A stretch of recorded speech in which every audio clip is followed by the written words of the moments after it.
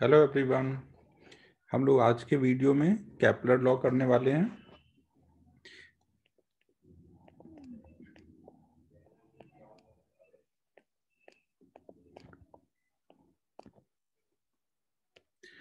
Kepler ने हमें 3 law दिए हुए हैं, पहले हम वो देखते हैं, फिर उनको कैसे अप्लाई करते हैं वो देखेंगे। केपलर का फर्स्ट लॉ है जिसको हम लोग बोलते हैं लॉ ऑफ ऑर्बिट। केपलर का फर्स्ट लॉ हमें बताता है कि उन्होंने बताया कि जो भी प्लैनेट्स हैं जो सन के अराउंड रिवॉल्व कर रहे हैं, या फिर कोई भी सैटेलाइट जो प्लैनेट के अराउंड रिवॉल्व कर रहे हैं, या तो वो सर्कुलर ऑर्बिट में रिवॉल्व करेंगे या फिर इलिप्टिकल ऑर्बिट में रिवॉल्व करेंगे। हाँ, तो उन्होंने बताया कि all the planets revolve around sun in elliptical orbit और सर्कुलर ऑर्बिट। जब सैटेलाइट लेंगे तो यहाँ पे सन की जगह प्लैनेट हो जाएगा। तो इसका मतलब क्या होगा, जैसे सन अगर सेंटर पे है और प्लैनेट रिवॉल्व कर रहा है तो या तो ऑर्बिट ऐसे सर्कुलर हो रहा होगा या फिर सन के अराउंड प्लैनेट ऐसे इलिप्टिकल ऑर्बिट में रिवॉल्व कर रहे होंगे।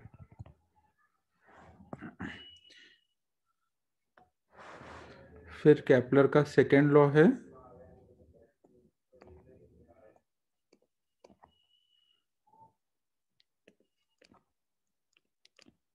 जिसको हम बोलते हैं लॉ ऑफ एरियल वेलोसिटी।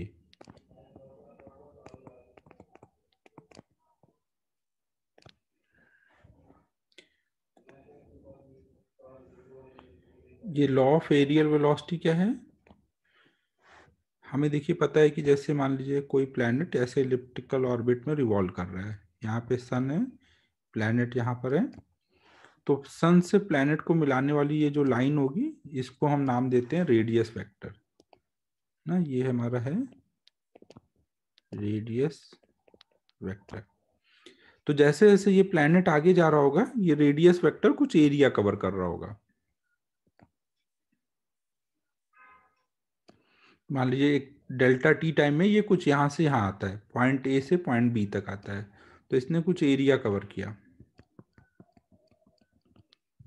ये अगर डेल्टा ए एरिया कवर होता है डेल्टा टी टाइम में, तो यहाँ पे delta A by delta T की वैल्यू हमेशा कांस्टेंट आती है। अगर हम डेल्टा टी बहुत छोटा लेंगे तो एरिया भी बहुत छोटा होगा, तो उस टाइम पे हम इसको D A by D T लिख सकते हैं, तो ये कांस्टेंट आता है। मतलब रेडियस वेक्टर जो per unit time area swept कर रहा है वो हमेशा कांस्टेंट आ रहा है। मतलब अगर हम अलग अलग टाइम दो इक्वल टाइम इंटरवल लें तो हमेशा जो वहां पर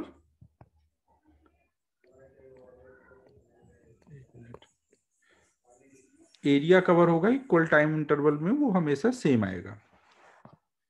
मतलब कि अगर मान लीजिए ऐसा कुछ हमारा इलिप्टिकल ऑर्बिट है, यहाँ पे सन है, प्लैनेट मान लीजिए यहाँ से यहाँ आता है एक डेल्टा टी टाइम में, और एक बार प्लैनेट अगर यहाँ से कहीं यहाँ जाता है डेल्टा टी टाइम में, तो अगर दोनों जगह का टाइम सेम है तो दोनों जगह जो इक्वल एरिया कवर होगा वो भी सेम होगा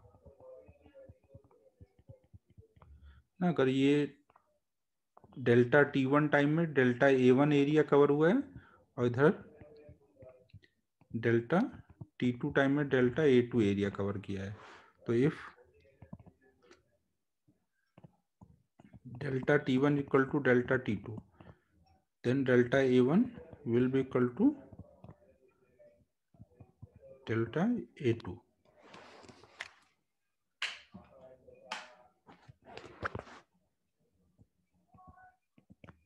ना। क्यों ऐसा है, क्योंकि हमें पता है delta a1 by delta t1 areal velocity है वो हमेशा कांस्टेंट है, तो दोनों जगह से एरियल वेलोसिटी कांस्टेंट है मतलब इक्वल, अगर ये इक्वल होगा तो ये भी इक्वल होगा ना। तो यही हमारा सेकेंड लॉ है।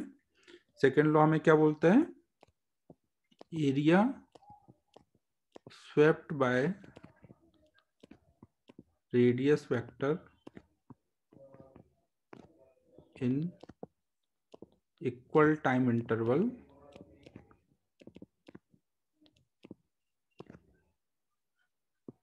will always be equal। और अगर हम इस c की वैल्यू निकालें तो अभी हम वो भी निकालेंगे, तो वो हम निकालेंगे तो ये c की वैल्यू आएगी dA by D T equal to L by 2m। ये आपको याद रखना है। इसमें ये जो L होगा, L को हम बोलेंगे angular momentum of planet with respect to sun. अब यहाँ पे देखिए, आपको ये पता है कि rate of change of angular momentum किसके बराबर होता है, टॉर्क के बराबर होता है। यहाँ पे जब प्लैनेट मूव कर रहा है इलिप्टिकल ऑर्बिट में तो कोई टॉर्क लग रहा है, यहाँ पे सन का ही एक फोर्स है और वो फोर्स सन से ही क्रॉस हो रहा है। अगर फोर्स सन से ही क्रॉस हो रहा है तो टॉर्क कितना आ रहा है, 0। अगर टॉर्क 0 है तो एल क्या रहेगा, कांस्टेंट ना, एल एक कांस्टेंट होगा। तो अगर एल कांस्टेंट है तो एल बाई 2m भी कांस्टेंट होगा। तो ये हमें ध्यान रखना है कि areal velocity L by 2m होगी। अब हम इसको एक बार डिराइव कर लेते हैं। पहले हम लोग थर्ड लॉ भी देख लेते हैं, फिर एक साथ डिराइव करते हैं। इसके बाद नेक्स्ट हमें देखना है थर्ड लॉ, जिसको हम बोलते हैं लॉ ऑफ टाइम पीरियड।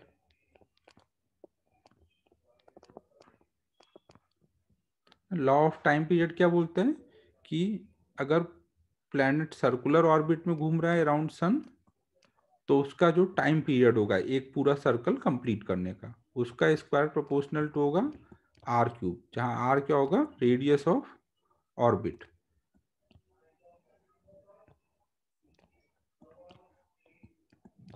और अगर वो इलिप्टिकल ऑर्बिट में घूम रहा है और इलिप्स का मेजर एक्सिस है 2a, 2a इसका मेजर एक्सिस है, तो टाइम पीरियड प्रोपोर्शनल टू होगा सेमी मेजर एक्सिस के क्यूब के। 2a अगर मेजर एक्सिस है तो a उसका सेमी मेजर एक्सिस होगा, तो टी स्क्वायर प्रोपोर्शनल टू होगा a क्यूब।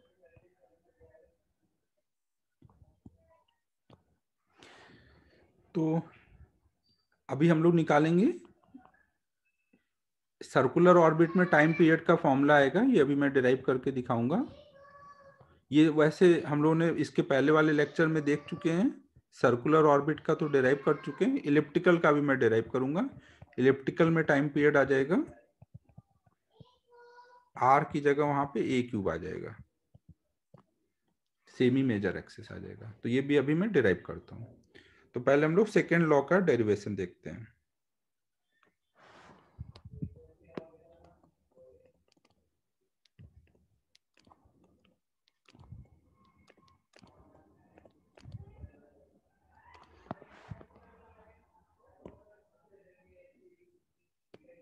सपोज यहाँ पे सन है, प्लैनेट कोई टाइम पे यहाँ पे है और ये इसका रेडियस वेक्टर है, और इस टाइम पे इसकी वेलोसिटी टेंजेंट के अलोंग कुछ v है। तो हमें पता है कि अगर एक छोटा सा dt टाइम ले तो एक छोटे से dt टाइम में ये छोटी सी डिस्टेंस कवर करेगा। ये बहुत छोटी सी डिस्टेंस है, डायग्राम में थोड़ा बड़ा दिख रहा है बट बहुत छोटा है। तो इसको आप स्ट्रेट लाइन मान सकते हो और ये एक ट्रायंगल हो जाएगा।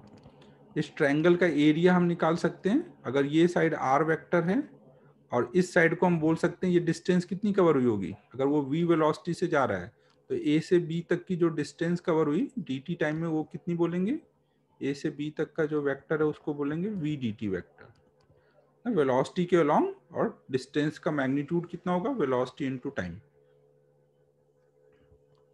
तो हम लोग एरिया लिख सकते हैं। ट्रायंगल का एरिया हम कैसे निकालते हैं, कोई भी दो साइड अगर हमें वेक्टर फॉर्म में पता है तो उन दोनों का क्रॉस प्रोडक्ट, एक साइड r वेक्टर है दूसरा साइड ab वेक्टर है, दोनों का क्रॉस प्रोडक्ट बाय 2। केवल हमें यहाँ पे मैग्नीट्यूड देख रहे हैं।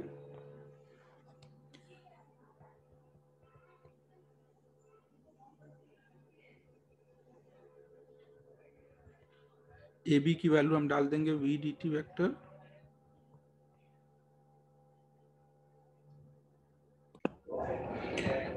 तो यहाँ पे अब देखिए क्या हो जाएगा, डी ए इक्वल टू आ जाएगा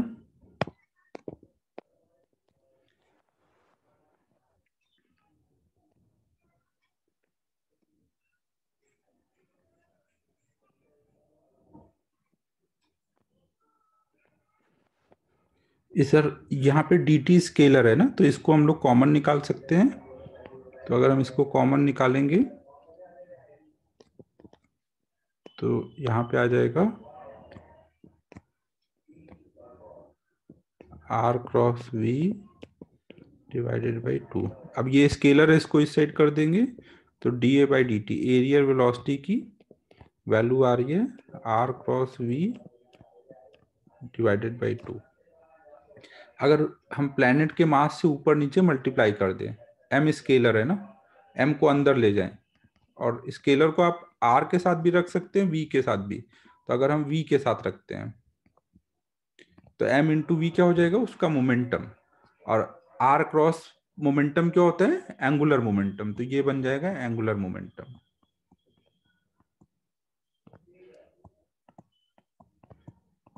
तो केवल अगर हम मैग्नीट्यूड देख रहे हैं तो वो आ जाएगा एल बाई 2m, मतलब सन के अबाउट एंगुलर मोमेंटम कांस्टेंट है, तो मतलब एरियल वेलोसिटी भी कांस्टेंट है। यहाँ पे एंगुलर मोमेंटम सन के अबाउट ही कांस्टेंट है, ये ध्यान रखिएगा ना, क्योंकि टॉर्क सन के अबाउट 0 है। नेक्स्ट हम लोग देख रहे हैं डेरिवेशन फॉर थर्ड लॉ। अब डेरिवेशन फॉर थर्ड लॉ के लिए थोड़ा सा हमें और पढ़ना पड़ेगा, तब हम कर पाएंगे। तो उसके लिए अब हम लोग एक प्रॉब्लम करेंगे। सपोज एक कोई प्लैनेट, यहाँ पे एक चीज और हम लोग समझ लेते हैं, अगर कोई प्लैनेट सन के राउंड मूव कर रहा है तो यहाँ पे ये जो दो सबसे क्लोज और सबसे लॉन्ग डिस्टेंस वाले पॉइंट है, सबसे जो ये क्लोजेस्ट डिस्टेंस वाला पॉइंट होगा इसको हम लोग बोलते हैं पेरीहेलियन, और सबसे दूर वाले पॉइंट को बोलते हैं एपीहेलियन। सेम वे में अगर कोई यहाँ पे प्लैनेट घूम रहा है सन के राउंड, अगर कोई सैटेलाइट घूम रहा है प्लैनेट के राउंड, प्लैनेट के राउंड कोई सैटेलाइट घूम रहा है, तो उस केस में जो सबसे पास वाला पॉइंट होगा उसको बोलेंगे पेरिजी, और सबसे दूर वाले पॉइंट को बोलेंगे एपोजी। अक्सर हमें प्रॉब्लम में ऐसे टर्म आएंगे कि पेरीहेलियन पे वेलोसिटी निकालिए या फिर एपोजी पे वेलोसिटी निकालिए, तो हमें पता होना चाहिए कि कहाँ की बात हो रही है। अब सपोज एक कोई प्लैनेट सन के राउंड घूम रहा है, सन का मास m है, तो अगर प्लैनेट का मास स्मॉल m है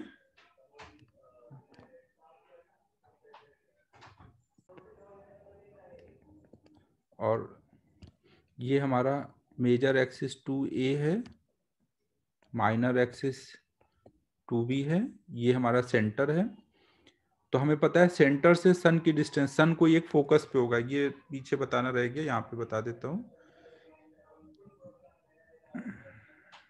फर्स्ट लॉ में कि जब सर्कुलर ऑर्बिट में घूम रहा होगा तो सन सेंटर पे होगा, और इलिप्टिकल ऑर्बिट में घूम रहा होगा तो सन किसी एक फोकस पे होगा ना, इलिप्स में दो फोकस होते हैं, तो या तो इधर या इधर कोई एक फोकस पे होगा।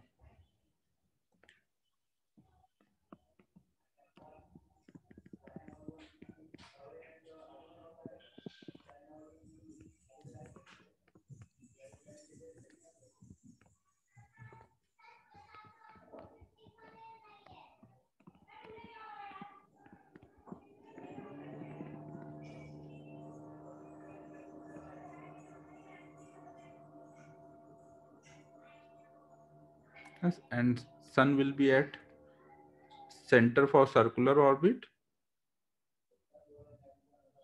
and for elliptical orbit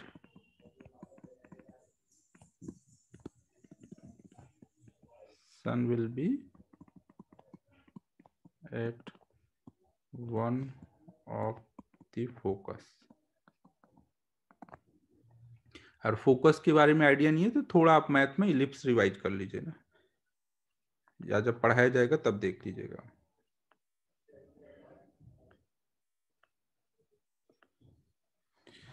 तो मान लीजिए हमें एपीहीलियन पे इसकी वेलोसिटी निकालनी है या फिर पेरीहीलियन पे वेलोसिटी निकालनी है, तो हम कैसे निकालेंगे? मान लीजिए यहाँ पे इसकी वेलोसिटी टेंजेंशियल डायरेक्शन में कुछ, ये एपीहीलियन है इसलिए वी ए से दिखा रहे हैं, और यहाँ पर जब पहुंचेगा तो उसकी वेलोसिटी कुछ वीपी है। सन से अगर हम डिस्टेंस देखें, ये डिस्टेंस ए है, सेंटर से फोकस तक की डिस्टेंस ए ई होता है, ये डिस्टेंस ए है। तो अगर हम सन से एपीहीलियन की डिस्टेंस देखें आर ए, तो उसकी वैल्यू आ रही होगी ए प्लस ए ई, तो ये हो जाएगा ए वन प्लस ई। और अगर हम पेरीहीलियन की डिस्टेंस देखें तो ए में से ए ई सब्ट्रैक्ट करेंगे तो ये आ जाएगा आर पी की वैल्यू।